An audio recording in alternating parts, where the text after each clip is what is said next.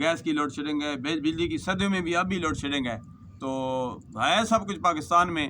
افلا ينظرون الى الابل كيف خلقت والى السماء كيف رفعت والى الجبال كيف نصبت والى الارض كيف سطحت. اللہ فرماتا ہے تم غور و فکر کرو، چوٹوں کی طرف ہوتا کرو، زمین پہ غور و فکر کرو، پہاڑوں پر غور و فکر کرو.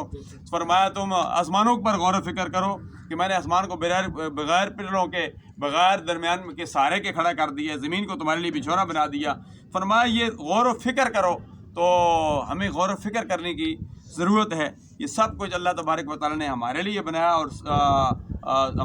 اور ہم کس لیے؟ ہم اللہ کی عبادت کے لیے، سرکار عبد کرام صلی اللہ علیہ وسلم درود و سلام پڑھنے کے لیے. تو ملک پاکستان میں سب کچھ ہے، لیکن معاشی طور پر دن بدن پیچھے جا رہا ہے، کیونکہ ہمیں اچھے حکمران نہیں ملے. دعا کرو اللہ تبارک و تعالیٰ اچھے حکمران مہربانیاں فرمائے، اللہ آسانیاں مہربانیاں فرمائے. جب یہ سلسلہ ہوگا تو انشاءاللہ العزیز بہتر ہوگا. بجلی کے بل، گیس کے بل اتنے آ رہے ہیں کہ غریب بندہ پریشان ہے.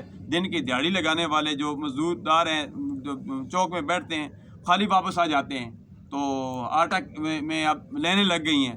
حالات دن بدن خراب ہوتے جا رہے ہیں. ہمارے یہاں گزشتہ دنوں جامع مسجد خوشبوئی مدینہ جامع حقانیہ ظاہر العلوم الحمدللہ 3 منزلہ مسجد مدرسہ ہے، سلسلہ ہے. تو الحمدللہ بل سردیوں میں بھی 12,000 روپے بل آیا، 11,572 روپے تقریباً یہ بل ہے. سردیوں میں یہ حال ہے. تو میں نے پھر فیصلہ کیا کہ میں نے کہا چلو سولر سسٹم لگا لیتے ہیں. سولر سسٹم میں جب پتہ کیا کہ تو 16 لاکھ روپے، پھر اس سے نیچے جو ہے 11 لاکھ روپے، کم از کم 6 لاکھ روپے لگے گا. وہ ہلکا جو سسٹم ہے تھوڑی پلیٹوں کے لیے.